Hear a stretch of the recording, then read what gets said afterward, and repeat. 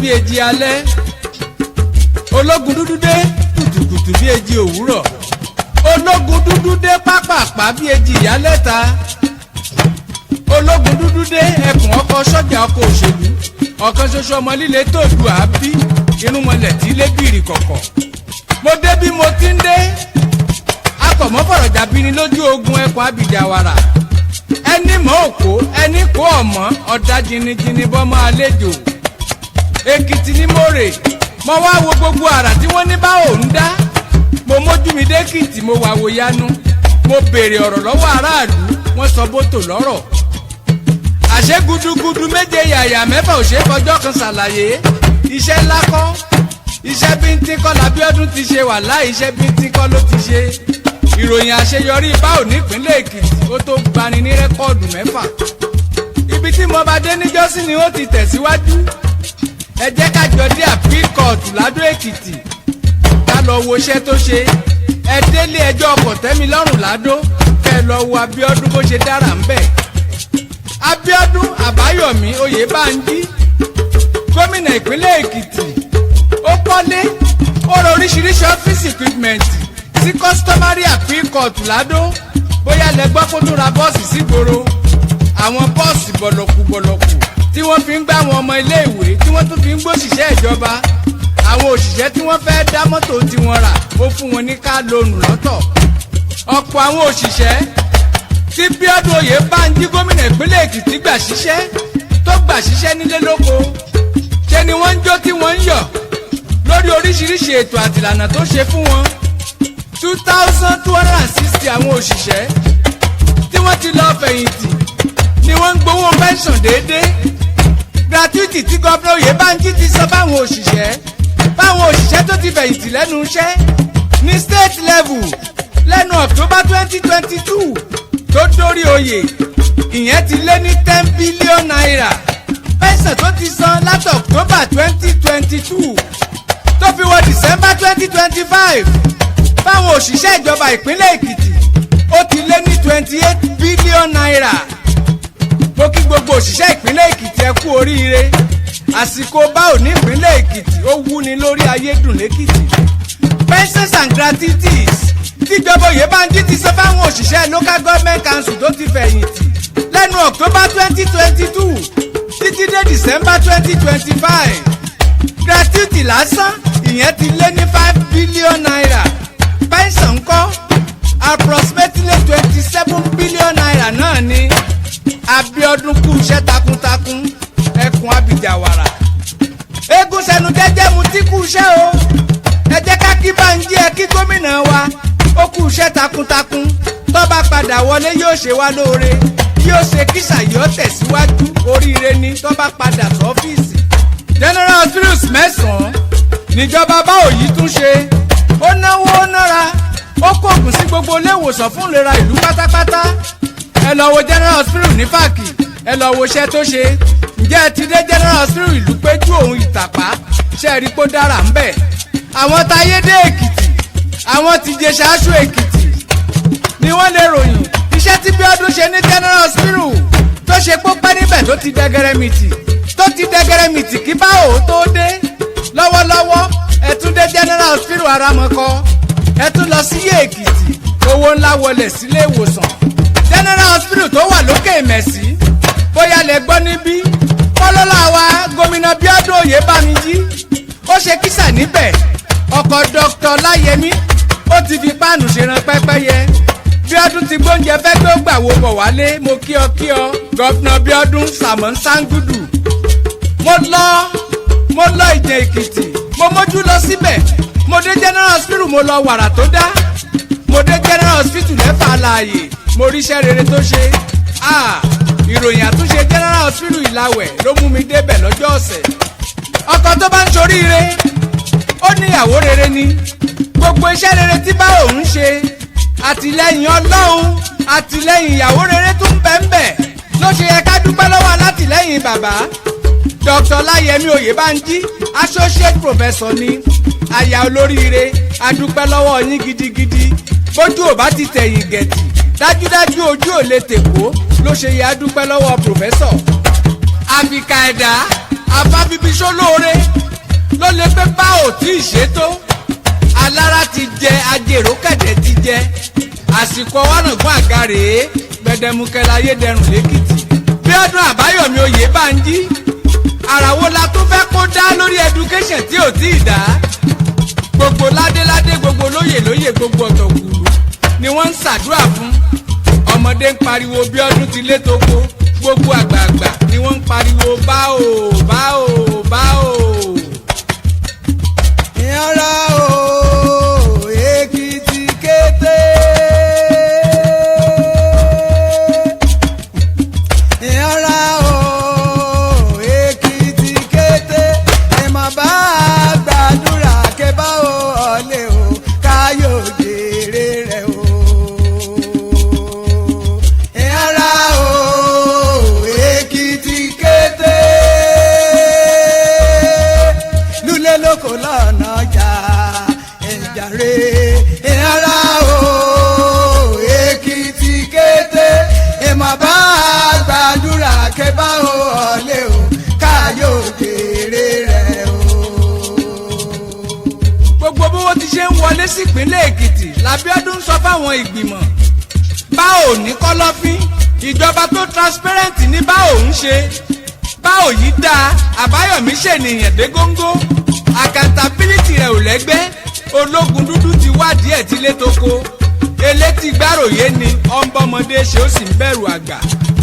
Ó ṣe bẹbẹ lórí ètò ẹ̀kọ́ gbogbo ìgànná iléèwé tó ti fẹ́ wó ló tún ṣe èyí tó ti dẹ́gẹ́rẹ́ mìtì owó wọn palẹ̀ ó tún wọn kọ́ gbogbo iléèwé tó ní laboratory ló ra equipment tuntun sí gbogbo library náà ló ràwé sí ó tún kọ́ administrative blocks káàkiri àwọn classroom oní mẹ́ta ìyẹn ò níye tó ti kọ́ sípínlẹ̀ Èkìtì. Abájọ ẹ lọ wo èsì ìdánwò WAEC àti GCE táwọn ọmọ ìpínlẹ̀ Èkìtì ti ń ṣe látìgbà tí báwo yìí ti dé ẹ lọ wàrà tí wọ́n ń dá wọ́n ń wọ yunifásitì wọ́n ń gba scholarship lóríṣiríṣi ni ó tọ́jú tíṣà ó dá àwọn ọ̀gá iléèwé lọ́lá láyé Bíọ́dún education Èkìtì yàtọ̀ ó dá children service center ó dá sílẹ̀ fáwọn ọmọ wẹ́wẹ́ pẹ̀lú àwọn ọmọ tó nípèníjà ìyẹn ń bẹ ní old government office. Abíọ́dún tún ṣètò ẹ̀kọ́ fáwọn àgbààgbà pẹ̀lú arúgbó ó tún gbé first aid box sílé ìwé kọ̀ọ̀kan fún wọn torí ọmọ kékeré tó bá ṣeré pátó farapa ọlọ́dẹ ń bẹ ní gbogbo iléèwé gómìnà eléyìí yàtọ̀.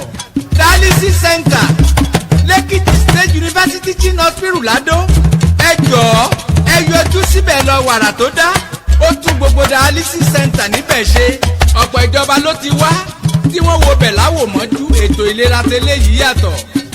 Ẹ jọ̀ọ́ ẹ lọ sókè Yìnmí health center mélòó la fẹ́ kà nínú eyín Adípèlé ṣebí ká sọ díẹ̀ níbẹ̀ ni àràtà Bíọ́dún ti dá òníye ẹ wọnú ọgbà health center tí ń bẹ lókè Yìnmí kẹ́ ẹ lè mọ̀ yàtọ̀ bó ti ṣe rí tẹ́lẹ̀tẹ́lẹ̀ kí bá òun tó dé ẹni tó bá lọ sí health center òkè Yìnmí tí ò rí nǹkan kan tuntun tó ṣe afọ́jú ni afọ́lọ̀tẹ̀ ènìyàn ni ó sọ pé báwo ò ṣe tó ó ṣomi ó ṣe náà ó ṣe lẹ́lẹ̀.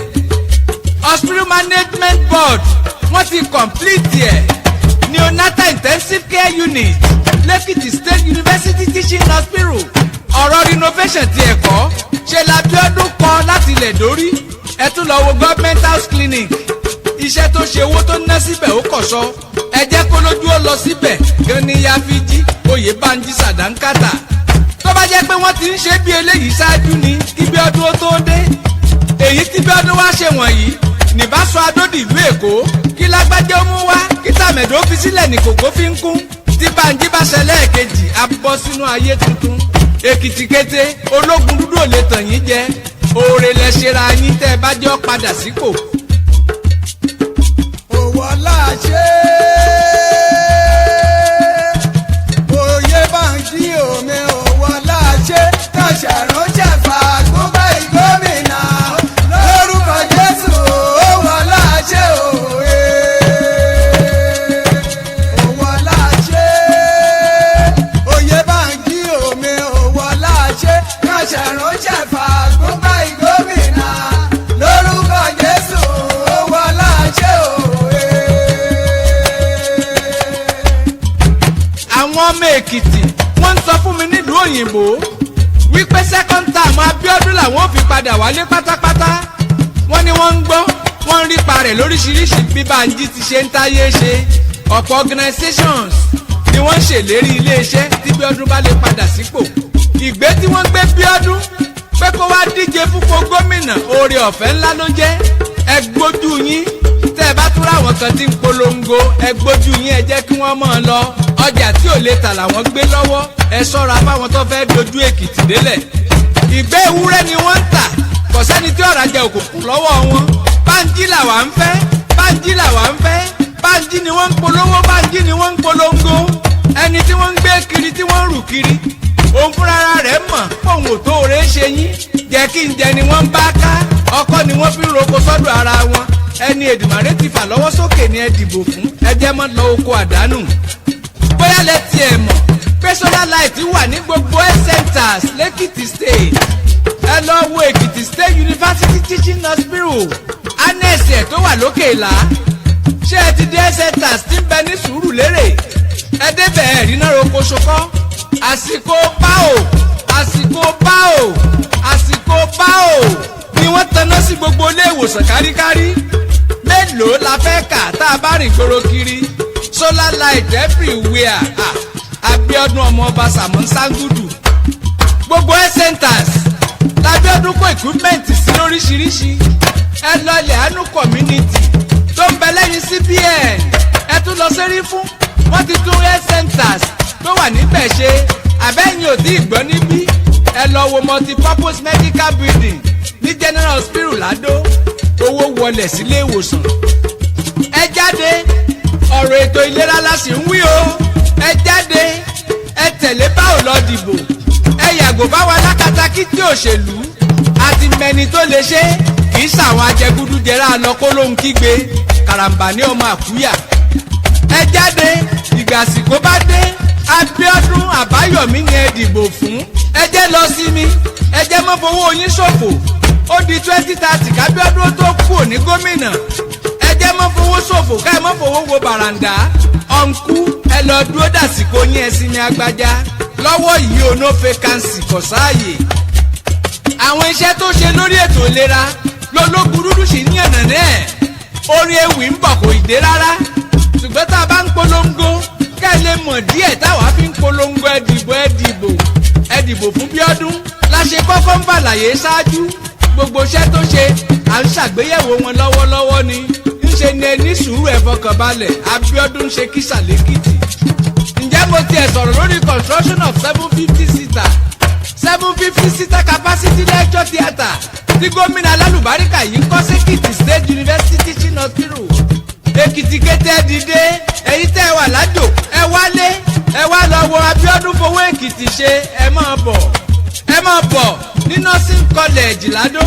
bá a ti ń sọ̀kan là ń rántí àṣeyọrí míì tó tún ti ṣe. eléyìí ọ̀wá pọ̀jù bí Bíọ́dún mo ti sọ pé rẹ́kọ̀dù mẹ́rin ò lè gba iye iṣẹ́ tó o ti ṣe. mi ò tiẹ̀ mọ̀ pé basic health center kan tó ń bẹ ní Bàṣírí tí wọ́n ṣe sólà tí wọ́n gbẹ́ bọ́ọ̀ síbẹ̀. wọ́n tún ṣẹ̀ṣẹ̀ ń sọ fún mi ni wípé basic health center kan tó ń bẹ nírọ̀nà ó ń bẹ lókè Oníyọ̀ àtòkèṣá wọ́n ló tó ń bẹ lódò Adó pẹ̀lú federal housing tó ṣe pé gbogbo wọn ló ti ní sólà tó ní bọ́ọ̀. ẹ jẹ́ ká dúpẹ́ lọ́wọ́ gómìnà wa olóríire gómìnà alálùbáríkà.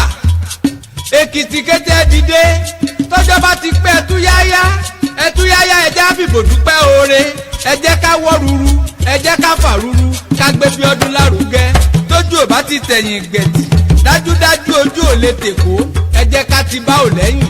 kàn fẹ́ o bọ́ ò fẹ́ o àgùnlá wọn kàn gbà o bọ́ ò gbà o àgùn tẹ̀tẹ̀ òye bá ń jẹ́ àṣẹlẹ̀ kejì lójú wọn.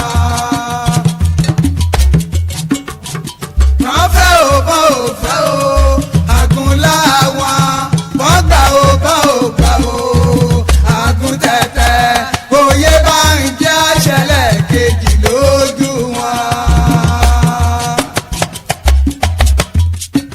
ǹjẹ́ mo ti rántí sọ lẹ́ẹ̀kan nígbà tí mo ń ka àwọn àṣeyọrí tó ti ṣe wípé another 750 capacity lecture theatre and and another 250 capacity lecture theatre ICT building l'Oyebanji ti fìdí ẹ̀ sọlẹ̀ tó kọ́ sí college of nursing ládó.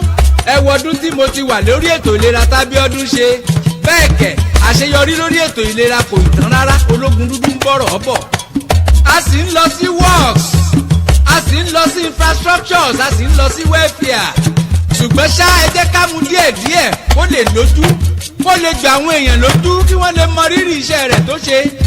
90,000 ní malaria prevention drugs tíjọba Oyebanji rà tó ń pín fáwọn aláboyún láti dáàbò bá àwọn ọmọ tí ń bẹ nínú wọn. 600,000 èèyàn ni wọ́n ṣàyẹ̀wò ibà fún lásán. 500,000 làwọn èèyàn tó gbógun malaria. àṣeyọrí báwo lórí ètò ìlera la sì ń wí o. ká tó lọ síbòmíì kò ní pẹ́ ṣá. 19,000 làwọn pensioners torúkọ wọn ń bẹ lábẹ́ Ekiti State Health Insurance Scheme tíjọba bá òun ṣèwòsàn ọ̀fẹ́ fún. 250,000 net ni wọ́n pín tilé toko. ọdọọdún ni wọ́n ń pín bẹ́ẹ̀ ṣá nítorí mosquito kọ́mọ́ jẹ ẹnikẹ́ni nítorí malaria. ẹnu ìgbà t'Abiodun Abayomi Oyebanji di gómìnà ìpínlẹ̀ Èkìtì ó dín ní 300 lòṣìṣẹ́ ètò ìlera tí wọ́n fún níṣẹ́. wọ́n gba dókítà, wọ́n gba nọ́ọ̀sì rẹpẹtẹ, wọ́n gba community health officers nítorí ìlera wa ni. wọ́n pín wọn sílé, wọ́n pín wọn sóko. ọ̀gá ra ambulance tí ò níye tí wọ́n fi lè mọ́ gbé emergency. àwa ti mọ bí à ń lọ. ilé báwo là ń lọ, ilé báwo là ń lọ, ilé báwo là ń lọ. ibi tí wọ́n rè làwọn ọmọ. akékèké níjọ́sí ayẹyẹyẹ pé kí wọ́n mọ̀ bọ̀ lọ́dọ̀ wa wọ́n ń sorí kunkun. babaláwo dífá fún wọn pé kí wọ́n mọ̀ jẹ gbèsè, kí wọ́n jẹ́ kí báwo ọmọ dá lọ. kàkà kí wọ́n gbọ́ ṣe ni wọ́n tún ń bú Ọ̀rúnmìlà. bọ̀dá ẹ jẹ́ mọ́ta lé yín lẹ́kọ̀ọ́ kẹ́ ẹ lè rí bí sá lọ. ìtìjú gan òní jẹ́ dúró nílẹ̀ yìí tó bá yá. kílẹ̀ ti aṣojú lọ́jọ́ tí Bíọ́dún bá padà sílé iṣẹ́ ìjọba. Ọlọ́run ló sọ bẹ́ẹ̀, ọmọ ènìyàn kọ́ pé Abiodun ń padà bọ̀. òwò láṣẹ Oyebanji omi òwò láṣẹ káṣẹ ránṣẹ́ fàgbọ́gbà ìgómìnà lórúkọ Jésù òwò láṣẹ òwe. òwò láṣẹ Oyebanji omi òwò láṣẹ káṣẹ ránṣẹ́ fàgbọ́gbà ìgómìnà lórúkọ Jésù òwò láṣẹ òwe. Èkìtì kété ẹ kú náwó, ẹ kú oríire tí airport táropílẹ̀nì ti ń balẹ̀, ẹ kú oríire. àtijọba tó pilẹ̀ rẹ̀ tó bẹ̀rẹ̀ níbẹ̀rẹ̀ pẹ̀pẹ̀, àtijọba tó parí ẹ̀ mà ṣe o. àsìkò rẹ̀ dáa púpọ̀ lẹ́kìtì, ìyanu là ń rí. Bánjí ọ̀kàrẹ̀ okú iṣẹ́ ọpọlọ. àti ń wa ropílẹ̀nì lẹ́kìtì lọ Àbújá, ẹ mọ́ jójàgí ní yòdò. ẹ kú iṣẹ́ o.